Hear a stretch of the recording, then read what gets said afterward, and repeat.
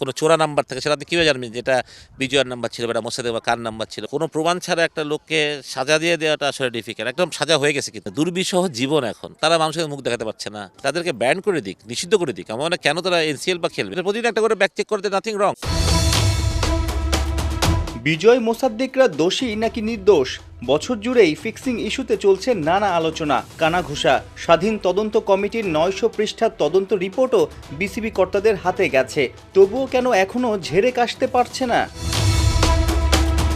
সপ্তাহখানেক আগে বিসিবির ইন্টিগ্রিটি ইউনিটের প্রধানের সংবাদ সম্মেলনে বারবার উঠে এসেছে ফিক্সিং ইস্যুর তদন্ত এখনও চলমান। তবে কি প্রমাণ ছাড়াই শাস্তি পাচ্ছে কিংবা বলির পাঠা বিজয় মোসাদ্দেকরা? প্রশ্ন খালেদ মাহমুদ সুজনের। ইন্টারন্যাশনাল ক্রিকেট খেলেছেন লম্বা সময়, এরপর কোচিংয়ে টিম ম্যানেজার বা নানা টিম লিডার নানাভাবে আসলে ন্যাশনাল টিমের সাথে যুক্ত ছিলেন, অর্থাৎ 30-40 বছর ধরে তো আপনি ক্রিকেটের সাথে আছেন। অনেকেই তো এই সময়টাতে ফিক্সিং বা নানা রকমের বাজে করাপশনের কারণে বহিষ্কৃত হয়েছে, ব্যান্ড হয়েছে। ব্যান্ড হওয়ার আগের দিনও তো সারা দুনিয়ার কেউ জানতে পারেনি। তাহলে বাংলাদেশে কি হচ্ছে? বলছেন তারা ফিক্সিংয়ের সাথে কোনোভাবে সন্দেহ আছে বা পড়ছেন। এই যে তাদের এই মানে মানে দুর্বিষহ জীবন এখন, তারা মানুষের মুখ দেখাতে পারছে না। আমার মনে হয় যেটা পাবলিক করাটা তো খুব জরুরি তাহলে, বা উনি সেটা ডাইরেক্ট প্লেয়ারদেরকে বলে দিক, সেটা প্রমাণটা দেখিয়ে তাদেরকে ব্যান করে দিক। তদন্ত চলছে অবস্থাতে একটা দোষ ছেলেকে আমরা শাস্তি পাই, এটা তো তার রুচি না। এখন বিজয় মোসাদ্দেক যারাই বাইরে এই ইয়েটাতে আছে, তাদেরকে তো আপনি বিপিএল না খেলতে দেওয়া মানে তাদের রুচির ব্যাপার। আপনি তাদের সন্দেহ করছেন, ঠিক না? তো যদি এটা না হয়, সন্দেহ থেকে যদি এরা পরে এরা মনে করলেন এরা দোষী না, তারা আপনি তাদেরকে খালি টাকাটা কথা না, তাদের যে একটা সিজন বিপিএল খেলতে পারলো না, সেটার কী হবে? যদি আপনি পান, অবশ্যই আপনি তাদের শাস্তি দেন। আমি মনে করি সেটা আজীবন নিষিদ্ধ করাটাই আমার উচিত, আমি মনে করি।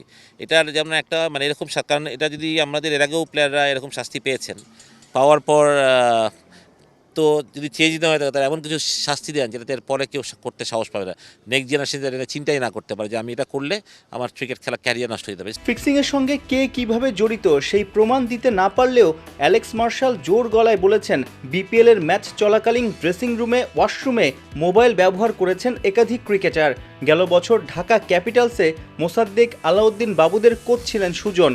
কিছুই কি আজ পাননি? ইটস আ ভেরি অফেন্ডেড একটা কথা আসলে, সত্যি কথা বলতে। কারণ আপনি তো বাস থেকে নামার আগে আমরা সবাই মোবাইল জমা দিয়ে দিই। আমার সেকেন্ড কোনো ফোন কেউ না, এটা করলে তো টোটালি একদম পুকুর চুরি আসলে সাথে। এটা করলে তো ব্যাক চেক করার, তাহলে আমার কথা হলো এরকম সন্দেহটা বিসিবি কেন করলো না? এটা অ্যালেক্স মার্শালকে কেন বলতে হচ্ছে এখন? আমাদের সাথে তো আকসুর লোকজন প্রতিটা টিমের সাথেই ছিল গত বছর, তারা র্যান্ডম ব্যাক চেকিং করতে পারতো। এরকম ধরলে তো গত বছরই সমস্যার সমাধান হয়ে যেত। আপনার টিম নোয়াখালী এক্সপ্রেস নিশ্চয়ই এই জায়গাগুলোতেও আপনি হেড কোচ হিসেবে অনেক বেশি সোচ্চার থাকবেন বা সচেতন থাকবেন। র্যান্ডম চেক করেন প্লেয়ারদের ব্যাগ, এবছর থেকে বলে দিবেন আপনি যে আমরা র্যান্ডম প্লেয়ারের ব্যাগ চেক করি, তাহলে তো ফোন কেউ নেবে না।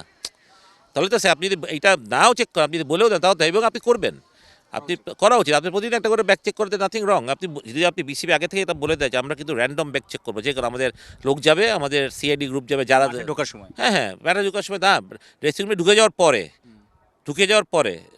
পরে খেলা শুরুর আগে বা খেলা শুরুর মাঝে যে কোনো সময় তারা এসে র্যান্ডম চেক করতে পারে। তখনই কিন্তু এই প্রবলেমগুলো সলভ হয়ে যাবে আমি মনে করি, যদি এরকম প্রবলেম আসলেও হয়ে থাকে। সাইফুল রূপক, ৭১।